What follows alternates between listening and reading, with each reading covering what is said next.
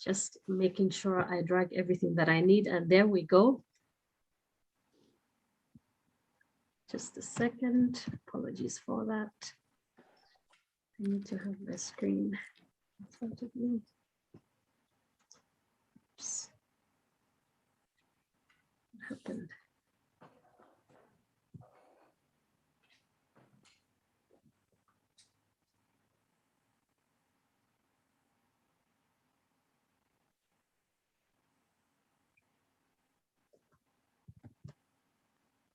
Hello, can you hear me? I seem to have lost my sound and mic. Rakesh, can you hear me? Oh, audible. Am I audible? Yes, okay, yes. I pressed something, and then all of a sudden I almost cannot hear myself as well. But then I guess maybe it'll come through. Yeah, audible. I'm audible. Okay, that's great. Good. Let's see, there we go. Apologies for that. Good morning, good afternoon, and good evening from wherever you're joining us. We have another delightful Tuesday where we meet under the, the umbrella-ship, I think we would call it, of various organizations that are regional as well as global, organizing this global certificate program on the Global Compact on Migration. And we're global in the sense that we have quite a diverse participation of students from across the world. We have the Americas, Europe, Asia Pacific, Africa, and the Middle East covered. And so we are always delighted to have our students join us at the same time to listen to panelists that we have invited for breaking down these Global Compact on Migration, this GCM objectives, rather 23 of them. And today we are narrowing it down to objective number 5 on regular pathways. And the commitment reads, we commit to adopt options, pathways for regular migration in a manner that facilitates labor mobility and decent work, reflecting demographic and labor market realities, optimizes education opportunities, upholds the right to family life, and responds to the needs of migrants in a situation of vulnerability with a view to expanding and diversifying availability of pathways for safe, orderly, and regular migration. And I think some of the words are words that we're very familiar with because that really sits within the framework of SDG 10 that speaks to safe, orderly, dignified migration. And so we're very delighted today that we are joined by 2 panelists, and we will also get other resource persons to join us when we're having the Q&A session. I would like to just acknowledge them by name, and I will do an introduction as they will speak with us today. Very pleased that Emerencia Erasmus, who's a migration specialist based in South Africa, but covering a lot of work on the African continent, joining us today from Cape Town. And we have Claudia Masferes, please correct me on that last name, Claudia, who is based in Mexico and joining us from El Colegio del Mexico. I think that's as good as my Spanish can go. And with us in the room later on, we will also be hearing from Lucy Pedrosa, if she'll be able to join us later, and a few other speakers as they will come in. Hi, Lucy, very nice to see you. Thanks for joining us. And so for today, as we have done with the other 4 sessions, we would just like to ask that we, great to see people greeting each other in the chat room. Canada, you are welcome. Good morning to you. And we know that the Asia Pacific is probably on its way to bed. And so we are, we try to keep it prompt on time to allow them some time to rest, but also to allow us to have a good time as we deliberate and try to unpack this Global Compact for Migration Objective number 5. We are also recognizing that we have a lot of different expertise coming from the students that join us from across the world. So we welcome your reflections. We welcome your experience on the particular topic in the chat. We welcome also your questions as the participants, or our panelists rather, we will share what they have for us from their experience, from their institutions, and from the research work that they are doing in the various regions. So you are welcome to use the chat room. We just ask that if you keep your microphones muted and you keep your videos open, that is always great for us to be able to see you. It's always good to see a friendly face. Maybe just one last housekeeping. I know that some are just walking in now in terms of the registration. We have mentioned that we will be sending a link for participants that are joining us. So we will be sending to you a link for the registration. And if you do not get the link, if it's not working well, or there's something broken with the link, please let's keep those conversations on the registration in the Google Classroom, and we will be able to sort that out on the admin side. But today we want to have this opportunity to just dive into GCM Objective number 5, and as I ask Emerencia to take to come and take the floor and explain to us, let me just introduce Emerencia is a migration specialist, and she has worked extensively with the African Union, regional economic communities in Africa, as well as African governments. Her work focuses predominantly on research, on policy development, and she provides technical assistance and program development support, as well as implementation to various actors on the continent.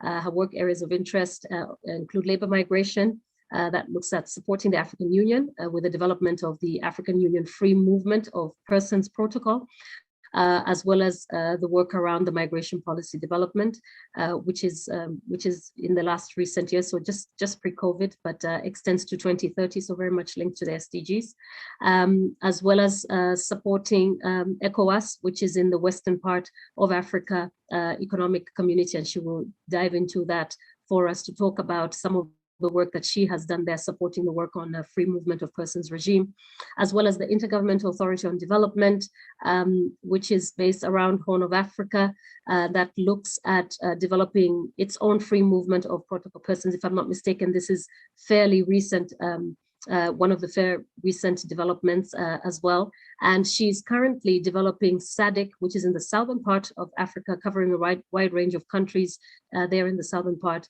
And she's supporting the Secretariat of SADC in regional migration policy framework with a view to boost regional integration and mobility.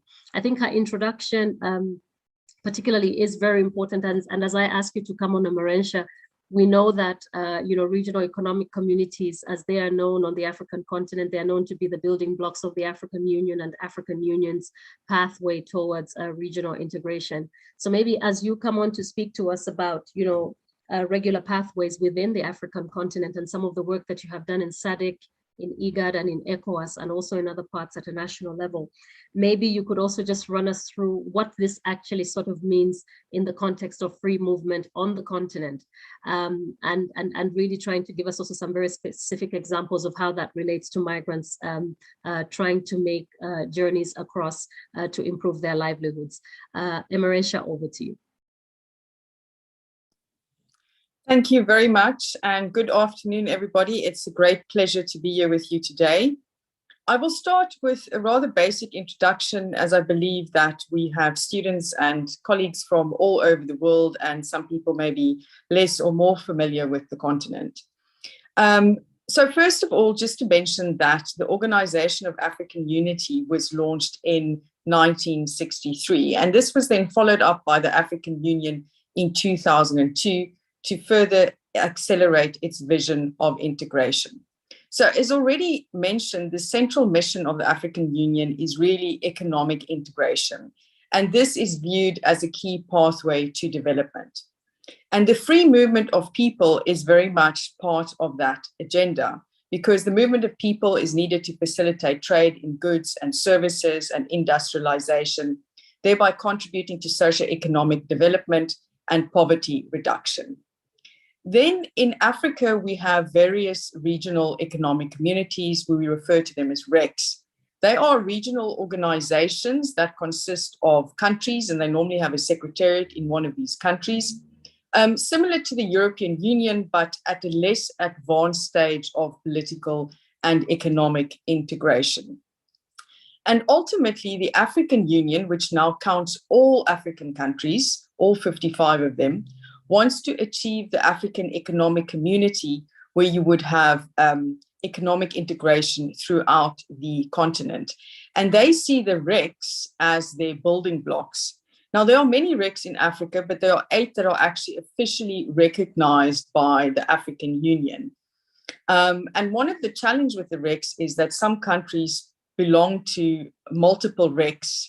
We have what we refer to as overlapping membership. So this also interferes with the economic integration agendas of these different regional organizations. Now, ultimately, the African Union sees its integration also happening through the RECs. If they integrate their trade and their movement of people, then ultimately the whole continent would be integrated. And the free movement of people is something that is aspired to by most RECs in Africa. However, political will and implementation are important challenges. And actually, we only currently have 2 RECs that are implementing free movement regimes. And these are ECOWAS, the Economic Community of West African States in West Africa, that has 15 member states, and the East African Community, the EAC in East Africa, that has 6 partner states. And generally, the free movement of persons refers to entry, your ability to enter another country, sometimes just with an ID document, depending on how the free movement regime works, or otherwise with a special passport from that region. And then more advanced forms of free movement are the ability to apply for a job in a different country, or establishment to set up a business, as well as residence to live in that country. However, one challenge that we see is that while the EAC and ECOWAS have been quite good at achieving, short-term mobility, there are still various challenges with the other phases. One challenge is the enforcement of measures and the lack of uniform implementation, because generally countries do not want to give up their national sovereignty, and there's no way to really force them to implement these measures, or there are no sanctions to punish them if they don't. And this is a problem that we saw during COVID, where some countries unilaterally closed their borders because they were worried about the spread of COVID-19, or perhaps didn't believe the COVID tests coming from the other countries. So there's still a serious problem with enforcement. Other problems are harassment and corruption at borders, border officials not properly implementing the rules as they should, migrants perhaps not knowing what their rights and duties are, some migrants also crossing borders through unofficial border crossing points. We have long and porous borders in Africa. That's a big challenge. Another challenge is lack of documentation. Civil registry is still a serious gap in Africa. Many people do not actually have birth certificates, do not have a way to necessarily prove their identity, to obtain documents to travel with. So these are some of the challenges that we face. And then the other RECs, while many of them have free movement protocols, they're not actually implementing them because they haven't been ratified by enough countries. And this is due to certain common challenges. One of them is security concerns. States are very worried about criminal elements entering their country. They're also worried about the economic disparities between countries, migrants flocking to the richer countries, taking jobs away from the local population, public services being swamped. So these are some of the challenges to facilitating the enforcement and the implementation of these regimes. Then it's also important to note that the African Union adopted its own free movement of persons protocol in 2018. And for this to enter into force, it would have to be ratified by 15 countries. But actually, to date, it's only been ratified by 4. The African Union also adopted the African Continental Free Trade Area Agreement, what is known as the AFCFTA. And so the AU Free Movement of Persons Protocol and the AFCFTA should also work in harmony together with the free movement protocols of the RECs and their free trade areas, they should all work in harmony together to create continental economic integration. However, as you can see in the short presentation, there are still various challenges. So I'll stop there for now. Thank you. Thank you, Amaranth. I'm just thinking, maybe just coming back, with the question. So for migrants and thinking about a country like my country, Zambia, where we are also belonging to two regional economic communities that are both building blocks. So Zambia is a member of COMESA and also a member of SADC. And then to the level of information and knowledge that's available to migrants, I mean, to understand what mobility really means across different borders and countries, trying to take advantage, well, not trying to take advantage, but rather trying to seek opportunities that are available on labor markets that are available within those particular countries, but maybe also within the context of the African Continental Free Trade Agreement. I mean, what would you say you have seen from your experience makes it, I mean, these challenges, as you have outlined them, are challenges also at the national level, but I'm just trying to bring it down then to the migrant trying to make these kind of decisions on journeys that have to be made, understanding the kind of documentation that you need. I think it was a very important linkage that you made, but also understanding the kind of documentation that you need to cross over to the other side, not being very well informed. So what roles are, national authorities as well as partners on the ground, what roles are they playing in terms of sensitizing migrants on knowing the right documentation, not just the documentation, but I think in terms of the right process that you need to grab the opportunities that are available with these free movement protocols. And maybe with that, I just wanted to tie it in, if you may. We are all speaking about, the movement in Africa is much more than we see the movement out, isn't it? I think this has been a myth buster also with COVID, to say that there's, in as much as media coverage, in as much as a lot of reports depict a lot of movement towards Europe, for instance, there is a lot of movement within the African continent. And therefore, there is a lot of potential for countries, for instance, to tap on each other's labor that is available. Also maybe to speak a little bit about how national authorities are trying to look at the opportunities to engage labor between one country to another. Just the other day, I think I heard about the Rwandese president calling for Zimbabwean teachers, and I think the same is happening also in Madagascar. But what practical measures do we really have on the ground, apart from sort of political statements and also these notions that are being made at this national level to allow migrants to make these kind of journeys?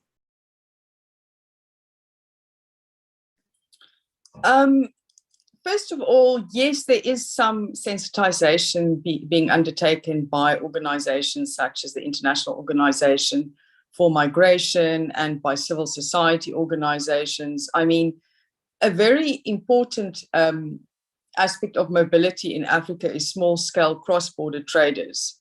So these are traders that trade, small amounts of products that are not very valuable, and just cross borders to just go and trade it on the other side of the border.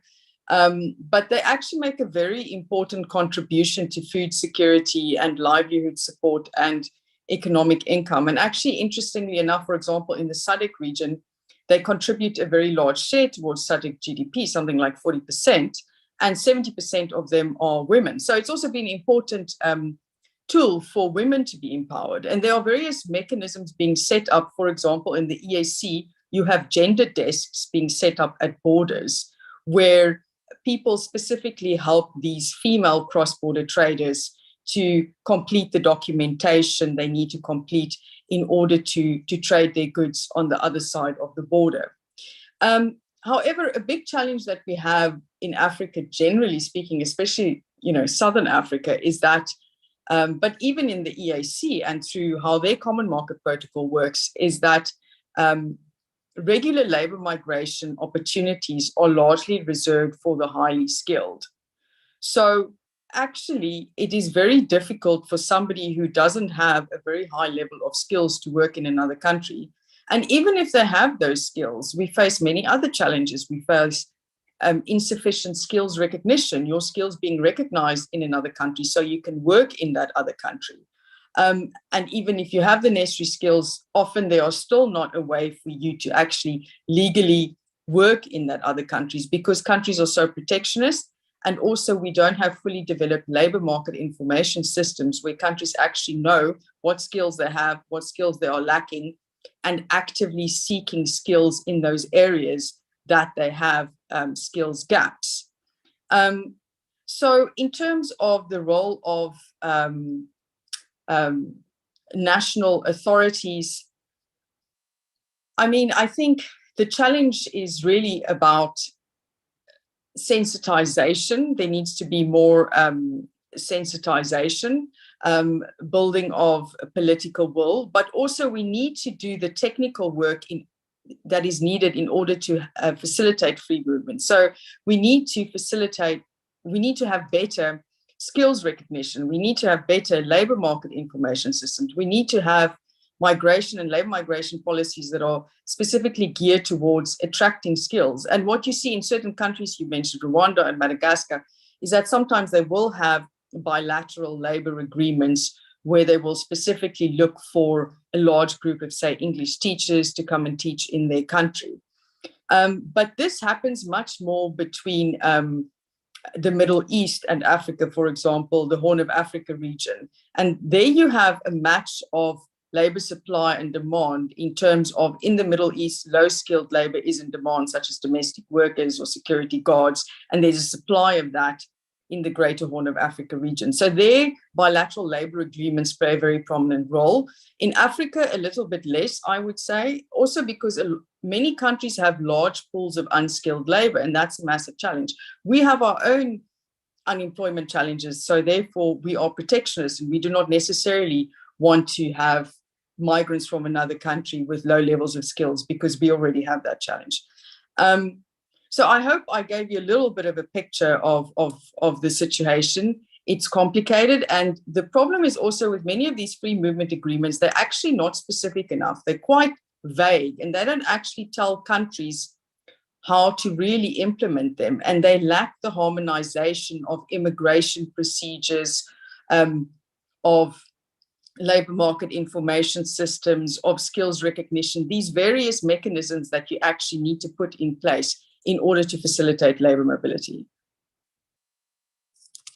Amarensha, thanks for that response. And I think you were spot on also with the last reflection, in talking about how we translate kind of legal language into everyday language for the migrant, and recognizing that you've got a diverse group of migrants, and therefore probably those with, with higher skills and maybe also with better information access would find it easier to navigate certain types of information that's being provided to them, to understand what pathways are actually available for them. And I think that movement from the legislation itself to the actual administrative procedures can be quite tedious. I think we've also seen it in different spaces as well, in the space of migration, where it's, so for instance, in Zambia, when we went for dual citizenship, we all thought we could just show up the next day at the passport office and say those who had a right, and it doesn't quite work like that. They were still waiting for administrative orders to be made. So that kind of domestication even of regional instruments even becomes much more, I guess, stringent, difficult, because it has to pass through other channels within the country, but then also translated into administrative language. And this, I think, has been mentioned also as sort of a loophole that comes, that the lack of information, the lack of, or let's say that the fact that information is not accessible, particularly for what we would call low-skilled migrants, even though it's a term I don't quite like to use, but that means that it creates like a new pathway for irregular migration, because it's not clear. The rules are not very clear. It's created an artificial market, or a market actually that smugglers and facilitators use then to, move migrants from one place to another. We're talking about, for instance, young men who are very famous for braiding hair in Tanzania and Kenya, being taken on trucks, taken to Zambia, where there's a market for women who want to have their hair braided. I mean, simply because they haven't understood what rules are there for their mobility. And, so from these kind of examples to also, other spaces. So I just wanted, maybe when we come back to you later, to talk a bit about how you know, the fact that, you know, regular pathways, how do we really, you know, are there some, are there some spaces that you feel we need to add the glue, you know, in terms of sealing the hole on these irregular pathways, in terms of the information flows and the use of other actors within the community, so beyond public authorities, and use of non-state actors as well in places where you think it's kind of worked well. And I think we also like to hear a little bit more about the skills development part. The recognition part seems also to be quite a challenge. A lot of migrants are told, like, you know, coming from Asia, for instance, going into the Gulf countries, it's always that they don't have enough skills, and this constant reskilling. The same is happening for migrants moving from Africa into Europe. It's a constant reskilling, and yet, you know, we are sharing the same resources well, and, you know, also similar platforms sometimes, and similar resources that are being used in terms of training and skills development. So maybe there's some things there we're missing that could be interesting to hear from you, you know, when we call you up next. But thanks again for unpacking to us the famous spaghetti ball of regional integration and what it looks like in Africa, and then also, you know, hearing about free movements of persons and how it's affecting migrants in terms of regular pathways. I think we could then move to the Americas for a bit, and we'll come back to Marenche in a bit. And Claudia, if I could just ask for your attention here, and as I introduce Claudia, who's an associate professor at the Center for Demographic, Urban and Environmental Studies, and she's also the coordinator of Seminar Migration, Inequality and Public Policy at El Colegio de Mexico. I think she'll pronounce it better than I do. And she's a holder of a PhD in sociology from McGill University, and she also has a Master of Science in a master's degree in statistics from the University of Texas. Her research focuses on internal and international migration, reintegration of returnees, immigration integration, as well as looking at how policy meditates upon these various processes. She's also author of quite a number of studies, and we will be hearing a lot about some of the work that she has been doing there, you know, including, for instance, the Atlas of Return Migration of the United States to Mexico. She's also the co-editor of the Intersection of Foreign Policy and Migration Policy. Sorry, my daughter is walking in right at the moment when I'm doing an introduction. And with that, maybe Claudia, if you could just speak to us about some of the work that you're doing. Could you excuse me for 1 minute? Okay, good.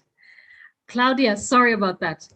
Could you just walk us through a bit and you know, talk to us maybe in reference to some of the studies that you are working on. I think it's quite new, one that you have done on pathways that looks at, you know, pathways between Canada and the US and these comparators. But I think it would be also interesting for us maybe to get just a snapshot, if you can. And I know we will come to Lucia, who will tell us a bit more in the same way that Marenche did.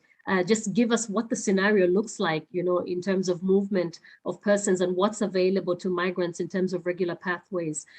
So over to you, Claudia, to give us your reflections. Thank you so much, Patty, for the invitation. And it's really, really a pleasure to be here with such a large network of migration scholars and experts and people in the field from all over the world. I'm really, really happy. And I'm really happy to start actually by talking also about what are we living right now in Mexico in relation to what we're seeing in different parts of the world. And I think it will be very interesting for me and for my colleague Lucy Pedrosa to also try to see how, I mean, the different reactions and how you all react to what we're living. And I think being here to discuss the fifth objective on regular pathways is also interesting because I can say that, as you know, there's a huge gap in when talking about the GCM in terms of practice and in terms of what is written, right? And I think if you think about migration to North America, Canada, US, and Mexico, the first thing you can think of is the 11 million irregular migrant population that by definition did not have access to a regular pathway. And that right now it's really unlikely that there will be a huge comprehensive immigration reform that will actually lead to regularization, right? So, so just by starting to say that, like, we live in a region where the United States has very limited pathways, regular pathways. We also live in a region where Canada has regular pathways, but does not consider necessarily these pathways for others in the Americas, right? And so when you see, yes, but there is a temporary seasonal workers program with Mexico, around 25,000 Mexicans arrive to Canada every year to work around 10 months. But the numbers from Central America, for example, are really, really small. And then we also live in a context where Mexico has also limited regular pathways for migration. And I think these regular pathways have to be thought not only in terms of economic migration and labor migration, but also in terms of refugees and asylum seekers, right? And so when you think about what happened in 2020, the US asylum system was, stopped, was blocked. The Mexican asylum system was overwhelmed by a number of different claims and people waiting for their decisions on the refugee request. So we also have a large population that are waiting for a decision to be made on their cases seeking international protection. Now, we also live in a region where we have a large number of flows coming south. So the United States, since President Obama, has been deporting and returning Mexicans and Central Americans to their home countries after many years in the United States.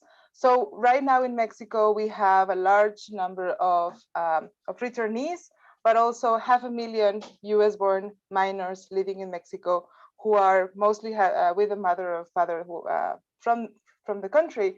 But we also have a very different reality in terms of immigration in Mexico. Now, in the news, I'm sure that all over the world, you know about the numbers of Central Americans migrating through Mexico to the United States. Of course, all this movement through the during the pandemic was quite limited.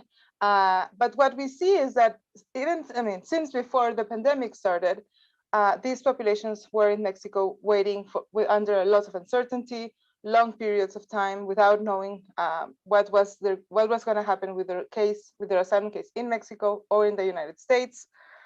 And we also see a large and increasing number of Venezuelans, for example, Colombians arriving that are not so much in the news. Most of them, they have a higher positive decision rate for their refugee cases, their asylum. So they do have a regular pathway, let's say, to migrate in Mexico through international protection. But we also see in recent weeks and days an increase that has been observed before of migrants, Haitian migrants, for example, arriving from different places of the world that have also gained a lot of attention. And I think that when we talk about legal pathways, something that I just want to make very clear and to close is that we have children migrating, so their regular pathway to migration will not necessarily be temporary workers program right now. They're not in working age. We have women, pregnant women in Mexico, arriving through Mexico, wanting to arrive to the United States. We need to talk about family reunification procedures, both in the United States, Mexico, and maybe even in Canada with Salvadorians, for example. And I think we need to talk about the different populations and the different needs that these migrant populations have. And the problem is that right now, the discussion is centered on temporary labor migration in the region. And this will not be enough if we want to think about regular pathways. I'll leave it there so that we can start the discussion. Thanks, Claudia, for that. And in fact, that was going to be sort of my follow-up question to you, to say that it seems as though that is the emphasis, isn't it? That we're all looking for this temporality in terms of migrants. And while that is an option in terms of circular migration that is available, I think what it hasn't taken root or cognizant of is the fact that migrants could be a part in making this decision in terms of, where they want to stay and where they contribute, and the places where they are. So if if you're there for work, if it's seasonal work, yes, it is there are those possibilities for that kind of circular work. But in terms of long-term migration, there is sometimes the possibility of bringing family members with, and these visas are sort of kind of also in a way kind of tied to one employer. So there's also that particular aspect that I think that also comes, and I wanted to see if there was any discussion that you could bring around that in your next response. But then also to talk about mobility of others. How do you see sort of that visa policy regime when we talk about, for instance, student mobility, but also maybe when we talk about researchers who are evidently much more taking these journeys, researchers that are moving for a long term, those possibilities have been curbed in some spaces for some reason, for one reason or another, or are kind of told to use a different set of path. And the same, I think, would go for family reunification, that the fact that once there is no possibility, what happens is that families then turn to irregular migration as a pathway. And so the world is, as governments are going along, we are expanding irregular pathways and really limiting the regular pathways, and also adding a lot of different measures to it. So I wanted you to speak a little bit into that in your next intervention. For now, did you want to tackle that now? Super. I'll respond to that very quickly. I think you're completely right, and I think we need to also think a little bit back when in 2014 we were talking about the unaccompanied children crisis, so-called crisis in quotes. It was really clear that these children were migrating alone, sometimes with other family members, but they had family abroad in the United States, in Canada, or in Mexico, right? So they were not necessarily the first-time migrants. And I think children and minors are a clear example of how to think beyond labor migration. Even in the case of returnees and their families that arrived, that joined them in Mexico, or even in Salvador and Guatemala, there are also US-born minors living in Central America from parents who were deported or returned. And this discussion needs to go beyond their work. Of course, they need to find a job and work. Returnees, immigrants, the population seeking protection, we need to think of pathways for them to integrate into society. And I think the problem is that right now, all over the world, we're really thinking on how to stop migration, how to control, how to manage. The Global Compact discusses a lot on integration, but we are still missing the link between regular pathways that allow migrants to integrate in the long term, right? And this is one of the things that was really, really clear when writing the report that you mentioned with my colleague Lucy Pedrosa, we coordinated this project with, we're in total 9 researchers from El Colegio de Mexico, and we're really interested in understanding foreign policy and migration policy. And this is the case for Mexico, but I would be really, really interested in knowing to what extent the intersection of these two, of foreign policy and migration policy, is consequential in other contexts to actually not only increase, this gap between policy and practice and the GCM and other laws and how they're implemented, but also in terms of how the agendas are, the foreign policy agenda and the migration policy agenda are, do not have space to work to each other, right? And so right now in Mexico, what we see is that there is a lot of inconsistencies with what is in the law and what is the practice, but also we have a very powerful neighbor, right? And I'm sure that, there are powerful neighbors in Africa, in Asia. And so, of course, the United States will have a bigger say in all these discussions when we talk with Mexico, Guatemala, El Salvador, even with Canada, right? So I think it will be really interesting to think beyond this asymmetries. We also argue that Mexico is in a very unique position in the region as a country of North America, where we have, free trade agreements and other economic agreements, but also to have a dialogue with other countries in the Americas, Central America and South America. but we need to figure out as a country what we want in terms of migration, right? In order to actually, and we haven't not decided. And I think, yes, we need regular pathways, and that, I mean, we know, but Mexico has not found a way to actually sit and decide on how to do this. I think Claudia, you also point to the fact of the interconnection between Global Compact for Migration objectives, isn't it? That in one way, you know, while I think the very first one where we look at the need for disaggregated data, which we call as being central in terms of policy setting.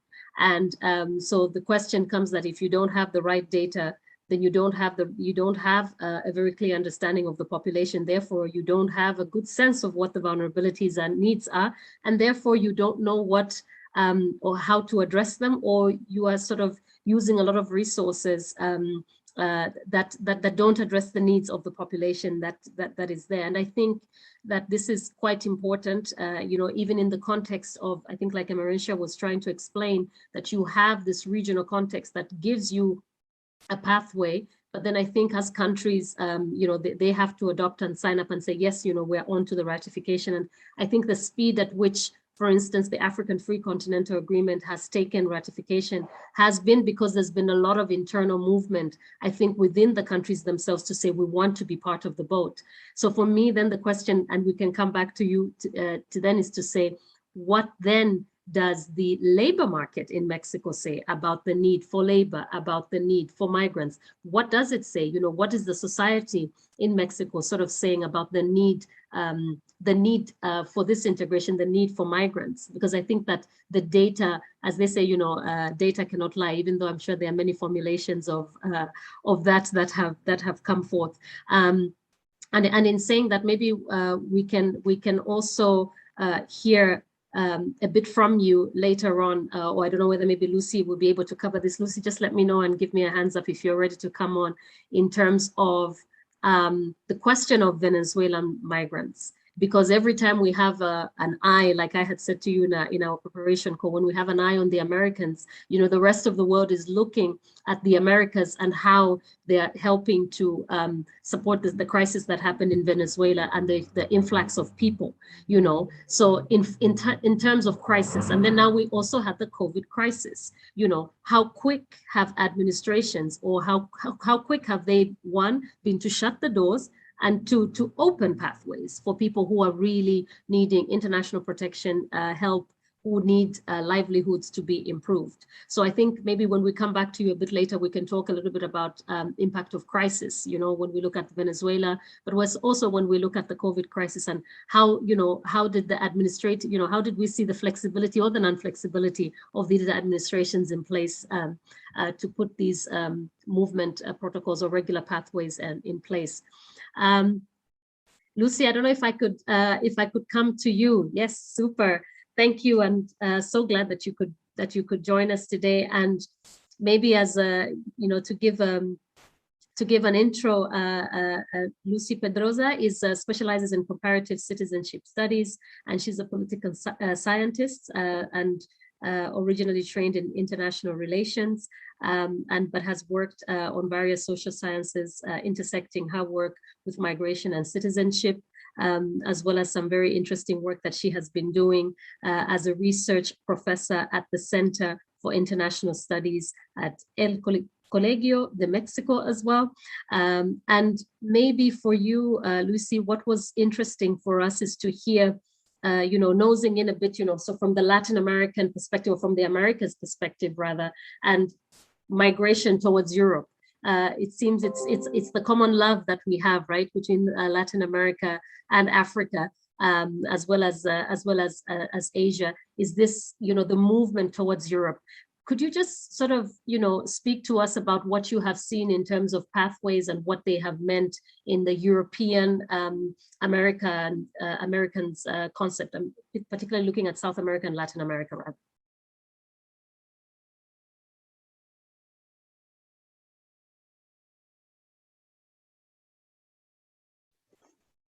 Okay, yes, yeah, there we go. Thank you. Thank you so much, Patty, for this invitation. I'm a bit ill, as you all can hear, so I will try to keep my answers short. This is a very interesting question because the relation between Latin America and Europe, as you all know, goes back to history. And just like with other regions of the global south, there is a deep post-colonial connection between these two regions. And this, until today, transforms in several bilateral agreements that have eased the migration of certain Latin Americans from certain countries into Europe.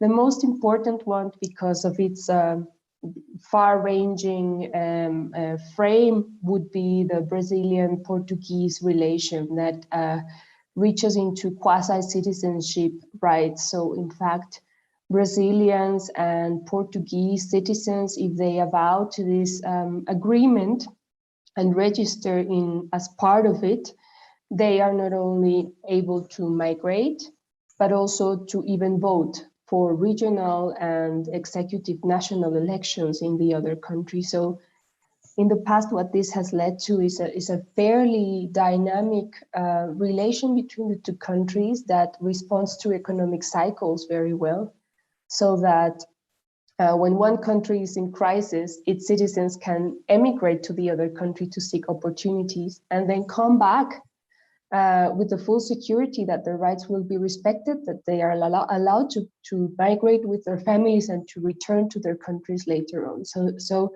I think that for these two countries, the evidence is that this kind of agreement that is really so far-reaching is quite beneficial to both countries. But it's really, unfortunately, the only case that we can speak about of such open, far-ranging mobility in terms of rights and protection. The rest happens out of cultural, similarity and familiarity. And there have been very large flows of Ecuadorians, Bolivians, Colombians pleading violence in the previous years to, above all, Southern European destinations. Another flow of interest, because of its historical roots and because it's also facilitated by nationality, is the migration of Argentinians, who, by virtue of their heritage, very often connected to Italian and Spanish migration, but especially Italian citizens, they can request European nationality, Italian nationality. So by virtue of that, they are then able to move within the European Union and seek for jobs there. And they also have voting rights. So these are some of the agreements that make it possible. But I have to say, in general, Patty, this migration is not so important in the last years. The most important outflow of Latin Americans is towards other countries in Latin America. So regional migration has been on the rise in the last 10 years within the region. And this actually speaks to the success of some regional agreements of mobility that bind together the Caribbean countries with Latin America, but above all the Caribbean countries among themselves, and also the Southern American countries through the regional bloc of Mercosur. And Mercosur is actually also quite far-ranging in terms of, if we compare the mobility rights of different regional blocs, Mercosur would definitely be among those that have reached the farthest. Of course, as you mentioned before, this Venezuelan exodus has been a hard test for the Mercosur agreement. And we see that only very few countries, 2, if I remember correctly, have actually allowed Venezuelans to move within the framework of Mercosur. And other countries have developed ad hoc regulations for Venezuelans, showing the limitations of this mobility agreement when it really comes to moments of very massive movements. Thank you, Lucy. That was, I think that was a great introduction also for us to understand, intra-regional migration and what the pathways have looked like in Latin America and the example of Mercosur. But I also think what's come out also important is some of the lessons, isn't it, that we're seeing across continents. I think not too long ago, we've just had the African Caribbean mix in terms of trying to exchange and learn information, then what regional integration actually means. I mean, we've all, I think, got a lot of inspiration, for instance, from the European Union, predominantly also because it's financing a lot of the regional integration work around the world. But I think that it's been quite interesting to see that organic movement between regional organizations, you know, beyond this so-called ACP, you know, African, Caribbean, Pacific connotation, or, you know, nations that had a commonality in terms of relations that we have with the European Union and the continent and the European continent. So I think hearing a bit more from your side has really been interesting as well, and also interesting to hear about the hard tests. You know, while, like I had said to Claudia, a lot of us, and also Emerentia, I think, has pointed out to this, where we have been good. I think ECOWAS was one of the leading on the African continent, for instance, to go for free movement protocol.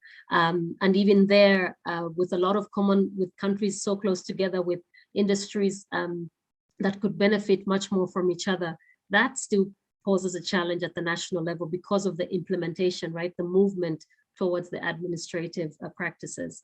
I don't know if you wanted to come in and sort of comment then from a very national level, if that's okay with you.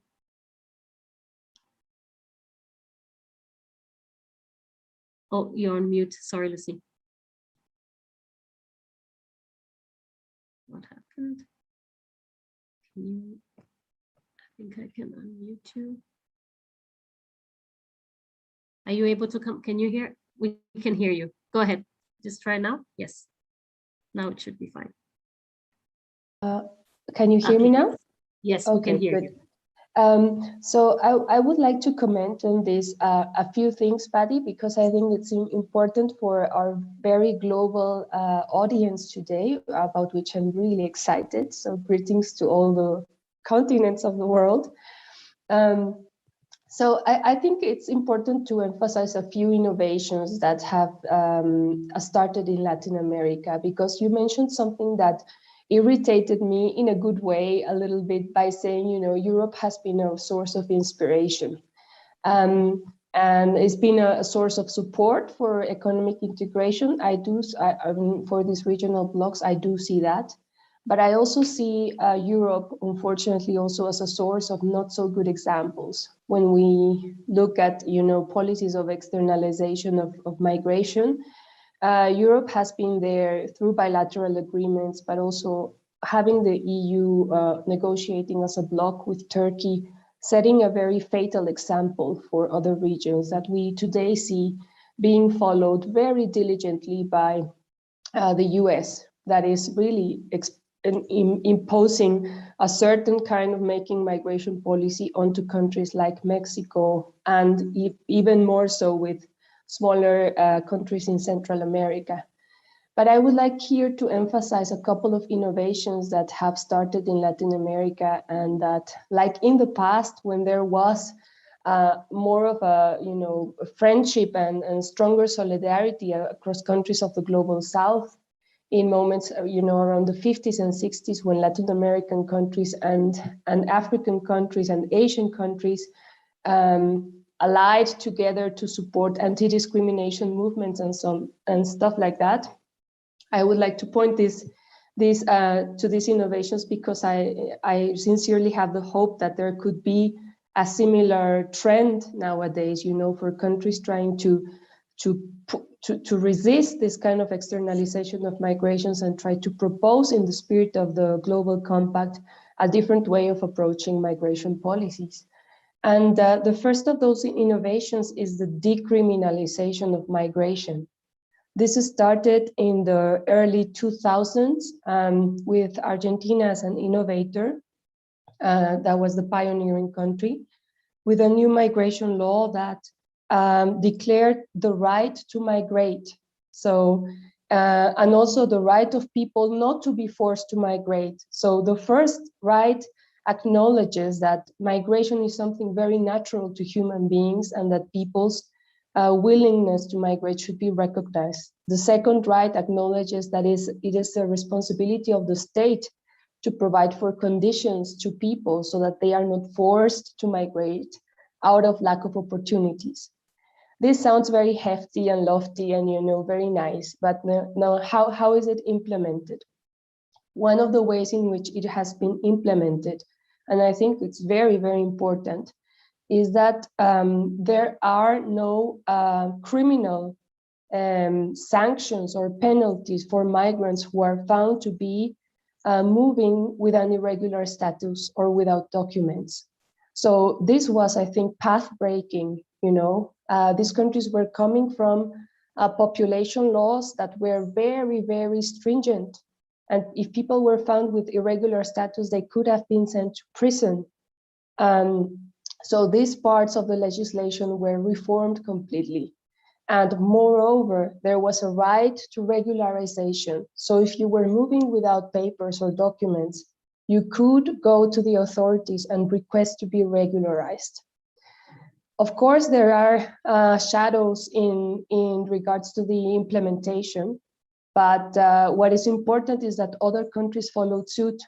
So countries like Mexico that had very, very stringent laws with regard to migration control also followed suit regarding the decriminalization of migration.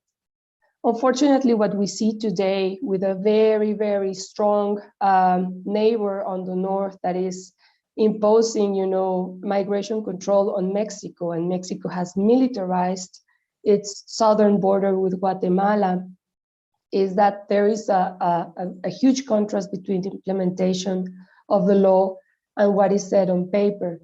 But I would say to all those skeptics out there, I count myself among those skeptics from time to time that observe this huge gap between implementation of laws that are on paper. I say to you, and I remind myself, the fact that these laws are there allows human rights, lawyers, and courts to call governments to more coherence and to respect their own laws. So it's important that these laws exist.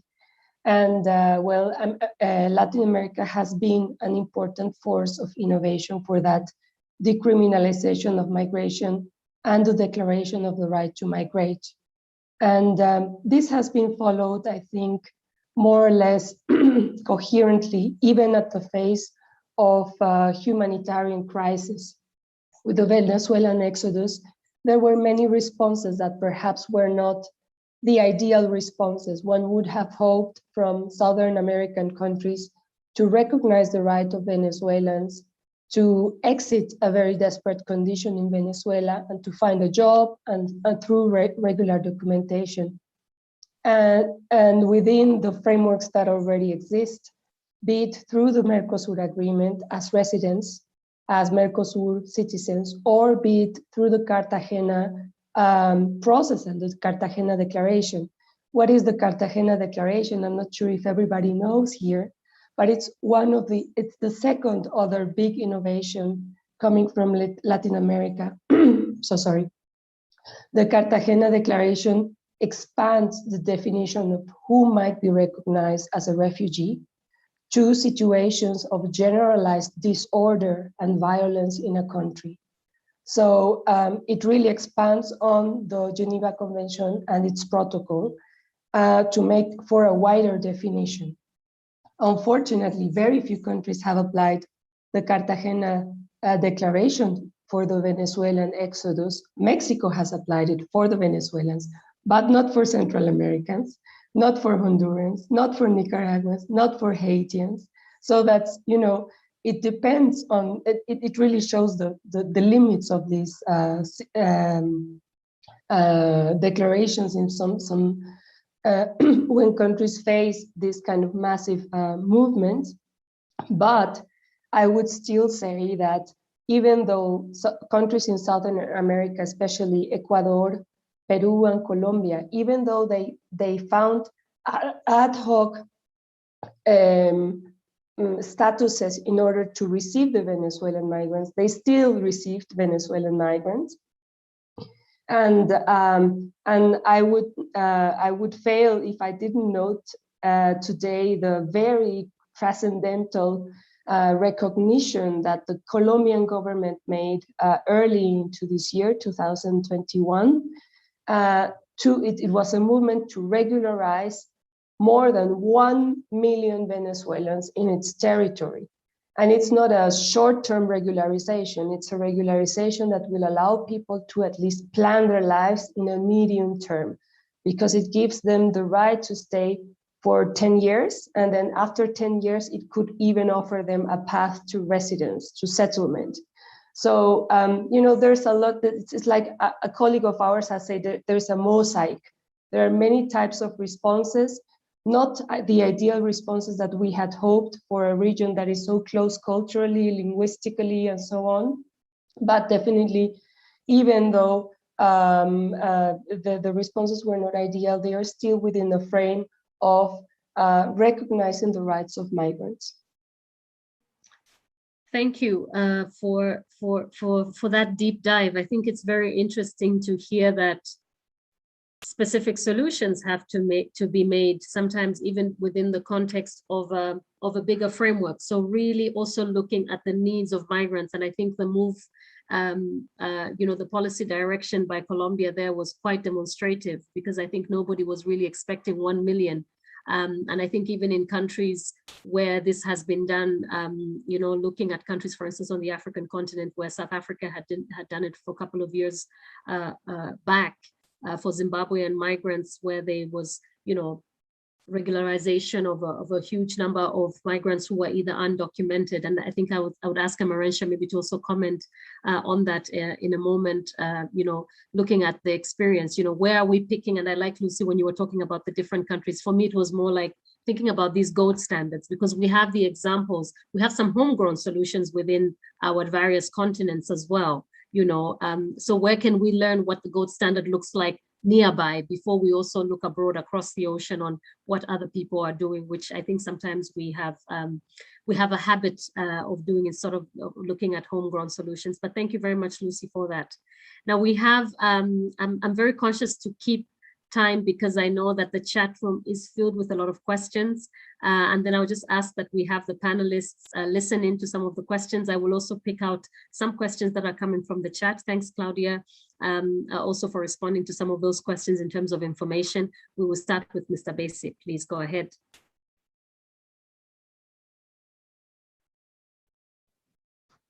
Yeah. Mr. Basi, yes.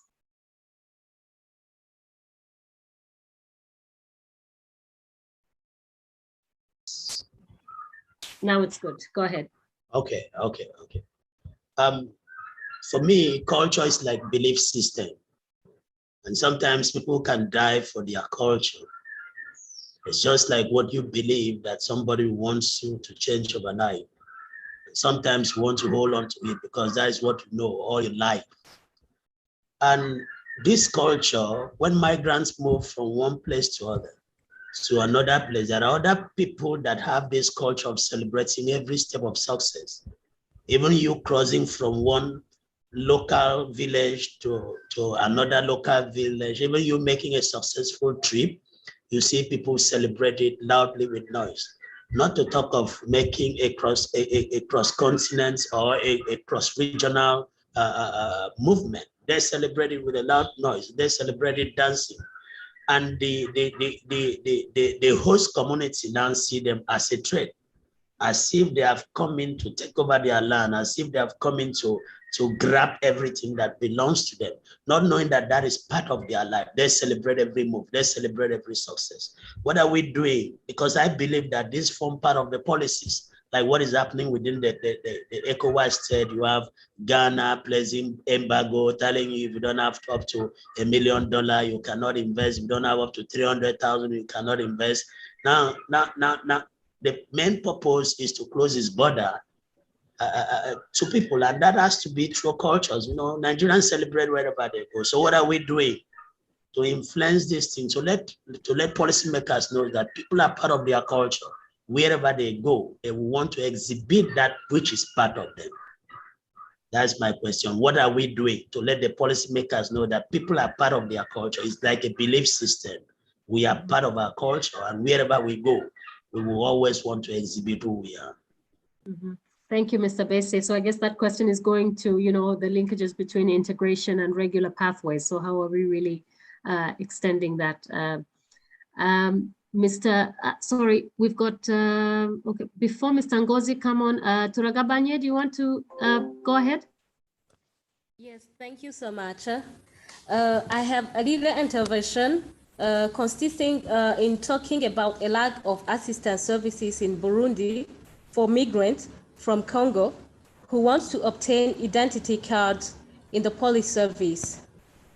They do not speak our mother tongue, and suddenly they are not well received. It's a great challenge for them to be understood. The government should set up an assistance service for migrants and also include intercultural and linguistic intermediaries. Other cases that can be observed in our profession as a lawyer are when the UNHCR gives us pro bono cases of migrants to help them. Normally, communication is the basic of everything to help our clients. We found ourselves in a dead end because of lack of intercultural, cultural and linguistic. Sorry for my bad English. And that puts us in the conclusion of deadline or in interminable procedures. This is my intervention, but also I have a question. Go ahead. Yeah, the problem related to the family grouping of polygamy. I have taken the case of Malian who seeks asylum and who declares his second wife in Italy, for example, but he is constrained by the fact that polygamy is not accepted in this country, the Italy. Should the host country not consider the act from Mali in order to safeguard and protect the rights of the family? This is my question. Thank you. Some very intriguing questions there, and you were loud and clear. Your English is absolutely perfect. Thank you so much for that question. And Thank I think you here so we're talking about the aspect of accessibility to the information on regular pathways that also facilitates the support that's there. But I think also the cultural aspects that are related to migrants as they are coming in, how well are national policies on immigration able to capture those. Mr. Ngozi, please go ahead. Thank you. My question, and it goes to the main issues also. Sorry if I pronounced them wrongly. What are the challenges you think that will hinder African Continental Free Trade Agreement, bearing in mind that African borders are undefendable, some of them are too porous, and some of them are ungoverned large space? Thank you. Thank you for that question. So I guess that would go to also Marisha to just talk about porous borders and what that means in terms of regular pathways, but I think also the security aspect. There were some other questions that were also in the chat, I think, that have been raised. I think one of them has also been echoed by Mr. Bese, where we're talking about movement, for instance, within the African continent, where even though you have a regular pathway, but you actually have an administrative blockage. So where migrants or people that have to move in terms of making investment are able to move, but the administrative means is what is actually causing that barrier to the migration. So I think it would be interesting to also hear from our friends in Mexico how that has worked. And also, from the chat, if there's anyone else who also wants to share coming from other spaces, from Asia and from Europe, and what this has sort of meant in terms of regular pathways. Thinking about, I think, some of the reflections that have happened in the last couple of months as we have seen in Europe, where there's almost a new opening, at least that seems, with the United Kingdom having closed down with Brexit. And it seems now there's a new opening, and they're running short of workers and so on. So what would that mean? Like somebody, I think this is one of the questions that had been raised. What does that mean in terms of, pathways that are being created in realizing that the labor that was all of a sudden provided by countries within the European Union has left, and now Britain, it's left more or less on its knees.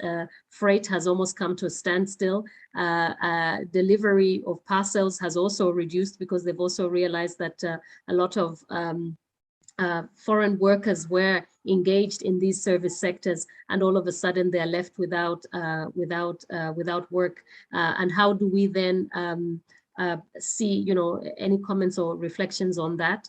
I also see actually that Professor Binot is here with us, and I wonder whether I could ask him, before our panelists will speak, to just give us some reflections on this topic in relation to regular pathways from his extensive experience.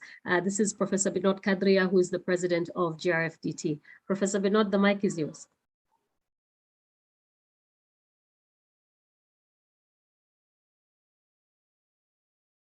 Thank you, Paddy. Well, it has been very inspiring session, particularly the sensitive issue of what is regular and what is not regular. And I'm particularly impressed by the innovations that Lucy has mentioned about the Latin American innovations. It's a pity that we are not aware of these, and that also tells us the sad status of our being divided. The global South remains divided. It does not know what the left hand does, the right hand does not know. That is where I think we remain, less empowered. I think there is a lot of potential. We just tend to think in stereotypical terms of the multilateralism that goes around. And in the name of multilateralism, we don't get the level playing field. And that, I think, needs to be, called and said that, well, probably bilateralism is better than multilateralism, but if even bilateralism does not work, then unilateralism is the way. If one country has courage to show the path, then other countries will follow. That I have been saying at many forums, time and again, but today I'm delighted to hear that there are real examples. What needs to be done is that they need to be emulated, and emulated not only in terms of countries actually doing it, but forum like this, which is intercontinental in a way. We need to speak with one voice. We need to speak in many voices, and it needs to reach the decision makers. Who are the decision makers? That needs to be changed. The role of the decision makers have to be reversed. Like you just mentioned, what is happening in England, for example. The truck drivers, there are no truck drivers. And as a result, the entire logistics of transportation has come to a halt. This is the point where we need not say that you change your game, rule of the game. We should rise up and say that now we are going to change the rules. That is what needs to be done. We need to have that courage. And I think a forum like this has a lot to pass on that message from Latin America to Africa, to Asia, and to other smaller island countries in the Pacific. Thank you very much. Thank you very much, Professor Binot, for those reflections. And I am also seeing that, some of the messages that came, that were also coming through into my inbox were also talking, and Emiresh, I hope we can have you on in the moment as we'll do a round of reflections from the speakers, just, talking about, as we are moving then now with crisis, in times of crisis, because COVID is still with us, it seems to be sticking, even though, we're moving in hope and faith that we will see the back of it. but it has meant that, migrant workers and their families in some places stranded, in some places even not having the type of regular pathways that they had because employers are not able to support them anymore. And in countries where, for instance, in the Gulf, where visas are actually tied to employers, that has had a very catastrophic effect on migrants returning home, particularly to Asia. But also we have seen the influx of returnees coming back to countries that have not been prepared to receive back its citizens, even though we're very good at calling them returnees. They are actually our citizens. They are our brothers and sisters coming home. We're very happy to see their money, but somehow we get a bit uncomfortable when we see them arriving because we haven't prepared for them in terms of local authority access, in terms of social protection, and also just in terms of trying to include them within within our economies. So there's also that question, in terms of what is really happening. I think, Dr. Claudia, you managed to address some of it. There's a specific question that talks about, for instance, what is, I think, we would call, the term would be xenophobia, that is being talked about, for instance, in the southern part and in Africa, rather. We could also generalize it in that way. Of course, there are always some examples that come from South Africa in terms of what does free movement mean with migrants or with host communities and migrants not really being allowed or having an enabling environment in which they can see the benefits that they have for each other. So how are we reducing tensions, and what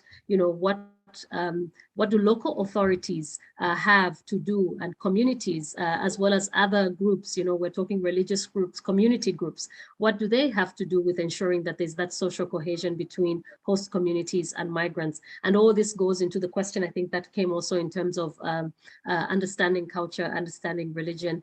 So a little bit beyond the integration package, but as we have always said with the GCM, there's a lot of interrelation. So maybe it would be interesting for us to hear. Can we start? Emeresha, are you available to come on? Or otherwise, let's start with Claudia. Great. I'll try to be short, and I have like 10 points to make to address everything that has been going on. So just a very quick thing. I think the private sector is key. Discussing what's the role of enterprises in the private sector is key. We saw a huge increase of H-2A visas for working in agriculture for Mexicans. And over time, this was actually a silent way of regularization, like temporary regularization for Mexican migrants. And basically this happened because business wanted workers, and there was not a big announcement of this in the United States, but actually the number of visas issued to Mexicans increased. And we actually see, like, when we talk about how Mexican migration to the United States actually has a larger regular component, is actually thanks to temporary visas to work in agriculture. And I think, this happened silently over Trump and even before, during President Obama. And I think it will be very important to bring the private sector into the table to actually discuss these issues, bearing in mind that we also don't want others to decide.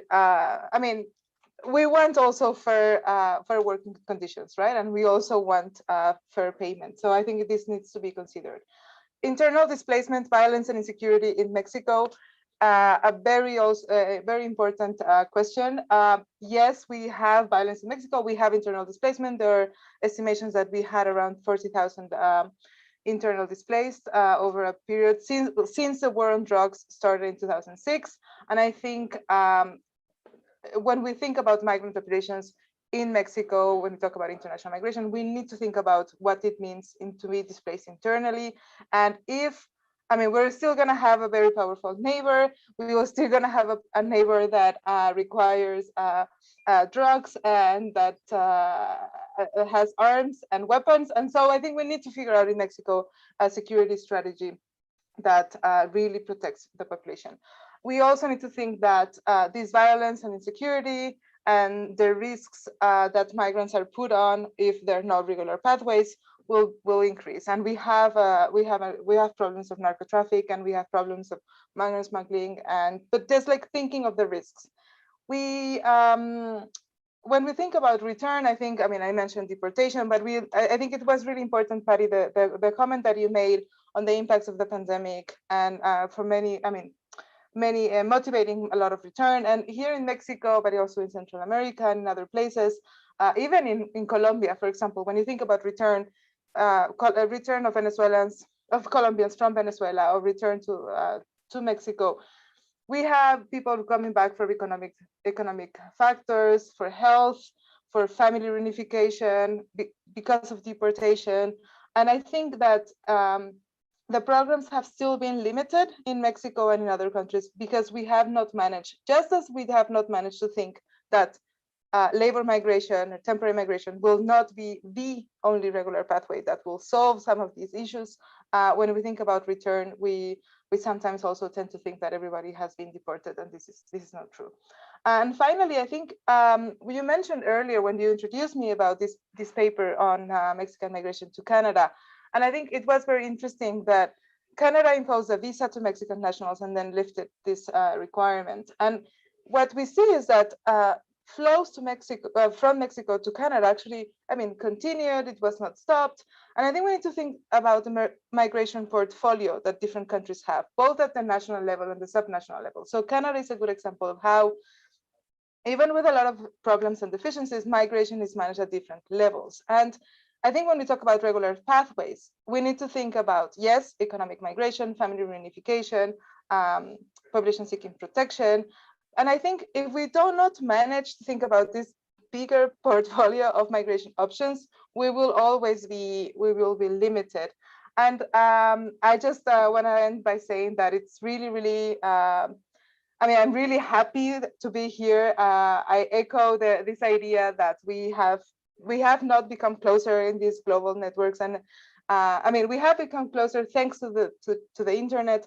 But I think sometimes language is still an issue. And so I'm really happy that we can have this dialogue. And I really welcome everyone also to just be in touch with Lucy, with me, to the work we do at the Colegio de Mexico. I think that these kind of dialogues are really, really important within academia, within our international organizations, civil society organizations, activists, and also just to try to reach with our policymakers all over the world. So thanks for the invitation. Thanks, Claudia. I don't think this is it's the first time we meet, but it's definitely not going to be the last time that we will have interaction with yourselves. And I think I speak on behalf of all the partners that are part of this certificate program. Lucy, some reflections from your side.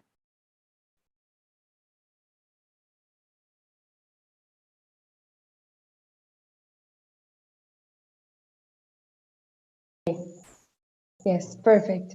Well, I will try to keep it brief, just on the narrative of crisis, something that has been coming up during the conversation. This narrative of crisis has become normalized, sadly, all over the world, to refer to certain kinds of migrants who are not really wanted, while, you know, other kinds of migrants who keep on migrating without problems, highly skilled migrants and so on, are never problematized within that kind of frame. So just to raise this issue, to try for us, all experts on migrant issues, to be very critical when we see this frame of migration crisis coming up in Mexico and the US in this very difficult bilateral context.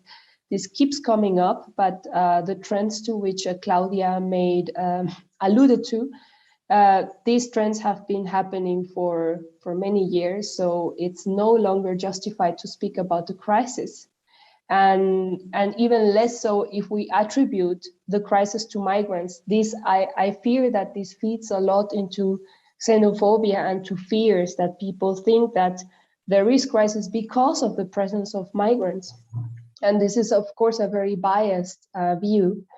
We tried to say in this report that we wrote together with 7 other colleagues that we have to be very skeptic of this kind of frame and be very precise on what is the real crisis. And the real crisis in Mexico, at least in the last 2 years, has been one of administration. And I want to point that out because it might have appeared as if I had thrown a lot of blame on the power asymmetry with our very powerful northern neighbor. And it certainly bears a huge part of what has been happening in Mexico in the last 2 years. But of course, there's also own responsibility of countries to have migration policies that are in order, and especially to have adequate administrations that can implement their own policies. So this goes back to the issues that you raised, Patty, in the beginning of the talk, and also that Emerencia raised with regard to Africa. So countries have own responsibility for investing adequate resources into their administrations, adequate financial and human resources to make those beautiful regulations actually applicable. And Mexico has also a responsibility for what it has not been implementing, because these kind of investments have been lacking in the last decades. And now we face a really dire situation when suddenly there are some couple of thousands of migrants crossing our territory, which, if you compare to our national population, shouldn't be a big deal. We are a country of 126 million, right, Claudia? So this shouldn't be a big deal, really. And just to raise these two issues for us to be really critical, very skeptic when there is any kind of frame of migration crisis, and also to be self-critical. You know, there is a lot to be attributed to huge global asymmetries that impose most of the costs for containing and controlling migration onto the smaller countries, onto the poorer countries. This is unfair, right? But even poorer and smaller countries have responsibility for having orderly migration administrations to develop data as in the frame of the GCM. Lucy, thank you for that. I think this is one, I think it's in this webinar, we haven't touched much on it in terms of looking at, you know, if we really had to look at this Global Compact for Migration objective, who stands to win? It's usually a question that we would also pose, and I think it's one that we'll look later on, also when we look particularly at, you know, further on at the very last objective that looks at partnership, which cuts across. For me, I feel it's one of those objectives that's really cutting across, and that's what it is essentially. Whose voice are we listening to? When we say we commit, you know, that's the text I think that's coming in the GCM. Who is we? And who didn't feel like making that kind of commitment, because at the same time it's non-binding. So you can, what's your level of commitment between 0 to 10? And some feel they are committing at 0.1. So, you know, so we would also know what that willingness has meant and what it is. I also just wanted to raise the point. Okay. I also wanted to just raise the point today. I don't know, my daughter is really on me. she's looking for the right to migrate to another space. You know, just to also raise the point that you've talked about in terms of the duty that countries have. And I think that's one of the points also that has come up, you know, if we can see that pull towards a particular country. On the African continent, we've got various hubs. We've got, for instance, Kenya, quite an interesting and central space in terms where migrants seem to be moving towards South Africa, another hub there. And in West Africa, we have Nigeria, for instance, but also we have smaller countries such as the Gambia, which, you know, hosts quite a mixed and diverse group of migrants, you know. So what are these sending countries sort of doing about speaking to each other, about ensuring that there's that enabling environment and supporting therefore then the migrants as they're going towards these countries. So that kind of partnership, I think that has to come a bit more organically. The same I think we are now seeing in the Gulf countries where, you know, countries were going one at a time. Ethiopia had issues, Kenya had issues with some countries in the Gulf. And the question is, migrants are all faced, for instance, in countries in the Gulf where there's the kafala system. It has to be a joint action. You can't have one group of migrants sort of singing that particular song. There's that interconnection that has to be done. I see Joanne Gloria do you have can you give us your interventions in about 2 minutes, and then I'll ask Emerentia to give us her remarks. Joan Gloria, the floor is yours. Did I unmute you? Yes, go ahead, please. Go ahead. Thank you, Ms. Patty, and all the facilitators. I appreciate once again. My concern is that I wanted to know if the AU countries or partners or countries that have come together have a policy that at least protect the migrant workers or the returnees in terms of social security in place of integration back to the community, in the sense that you would find a migrant coming back home and thinking that he or she has been sending money to be assisted back home. And then when they come back home, they find nothing. Maybe the persons they entrusted their savings have just used totally everything, and they are just into nothing, like their work outside there was nil.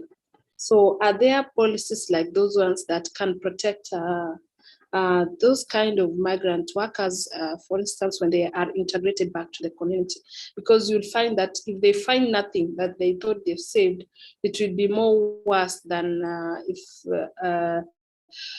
for the through outside there, and they come home, they have nothing. Their years have been wasted. It's more of like so could the partners come up with policies that at least protect them for their social security? Thank you. Thanks, Joan Gloria. I think that's an essentially important question. Claudia Lucia, did you want to tackle on that from the Americas before I just check if Emerentia, are you able to come on? Okay, Emerentia, yes, will I take that am. on the African Union side. Good, thanks. Well, various countries in Africa have return and reintegration programs. It's very hard to have funding for them, though. So they tend to be funded by international organizations, and some countries are looking at developing return and reintegration policies. I think the African Union is busy developing guidelines on return. And then, of course, you have the AU Migration Policy Framework, which is their overall document for guiding migration on the continent, which also covers return and reintegration. Paddy, shall I continue with some of my other comments? Well, I thought what Claudia said about the private sector is very valuable, and I wanted to build on that in terms of the African context. What we see in Africa is that a lot of these free movement agreements, they are developed by state actors, and they're state-led, and we don't have the private sector involved enough. And we really need to enhance the voice of the private sector in order for them to indicate, what the lack of free movement actually means and how they struggle with obtaining the skills that they need and the economic costs involved with bureaucratic procedures. So that is something that I think various organizations are looking at, how to enhance the voice of the private sector, and also in this context, how to involve social partners more. Then in terms of just looking a bit at good practices and what we can build on, I think lack of information is a big issue. And some countries have started establishing web portals. And I think if all countries could have web portals where they just put all their rules and regulations regarding immigration, opportunities for regular labor migration, your rights and your duties in that country, because at the moment it is really very hard to find all of that information. If you want to apply for a job, go and work in another country, it's scattered all over the place. I've done labor migration governance assessments of 7 of the EGAT countries in the Greater Horn of Africa region. And they're also, sometimes when you talk to government ministries, they don't even know always which laws they have, how they are being applied. So enhancing knowledge within the state, synchronizing all that information, and also putting it in a place where it can be accessed by people, I think that's a low-hanging fruit that we should really try to benefit from. And then also certain countries such as Ethiopia and Kenya, they've introduced visa on arrival policy for all Africans. Djibouti, Ethiopia, Kenya, and Uganda make information on online visa applications available through their web portals, and certain visas can be applied for online. So really enhancing access to information and making sure that everybody dealing with immigration and labor are well informed of what the rules and regulations are. I think those things can make a big difference. In terms of porous borders, yes, that remains a challenge. There are various initiatives being undertaken on the continent to upgrade border management systems, such as one-stop border posts, such as setting up, like, for example, in South Africa, having one central authority dealing with border management and all the services for border management falling under them, as opposed to having it scattered among different agencies. So there is a lot happening in that space, but it does remain a challenge because we do have these very long and porous borders. Thank you. Amarensha, I think you summarized that super well and very practical. I think it got me also thinking. I have a Zambian passport and I have to apply for a UK visa every so many years. I must say that even having practiced it so many times, I think I have grown quite a lot of gray hairs from just filling in the form. And I tried it with my grandmother and she nearly tossed it off the table because of the nature of the questions that it asks. So I think information, but also understanding that it has to be provided, suitable to the migrants. And I think the use of private actors, I think, is essentially important. And with that, I think we have managed to dig as much as we can, into this objective. And we're out of time. So let me just, first of all, thank all our three panelists who have been here. Amarensha, Erasmus, thank you for being here. Claudia Masfere, thanks for being here. And Lucia Pedrosa, thank you for joining us. And Lucia, I know, you had some challenges with the cough, but I think you delivered excellently on that. We really appreciate. And also thank you to Professor Binod Kadria, who gave us reflections today. Thank you, as usual, to our very vibrant participants, students, for all the messages in the chat. They keep on piling, and we would like to move that conversation onto the Google Classroom. So please feel free, if you didn't manage to ask any of the questions, if you're looking for information, we will share the information in the classroom that has been shared with us by Claudia and also by Amarensha on the different frameworks and different references that were made today. I think we have ended on a very interesting note, because we've all been talking about the importance of information and the importance of players from the private sector in terms of the information they provide. And so next week, Tuesday, we will be diving into Global Compact for Migration, objective number 6, where we look at facilitating fair and ethical recruitment and safeguard conditions that ensure decent work. So very relevant to this particular objective as well here. And I think it has been echoed in many spaces in terms of whether we're looking at actors, whether we're looking at migrants and their families, and many other aspects I think that have been mentioned with respect to this. So we're looking forward to you joining us again next week. Just to let you know, for the students, we will have a slight change in time, but let me leave that information to the classroom because I think it's easier there.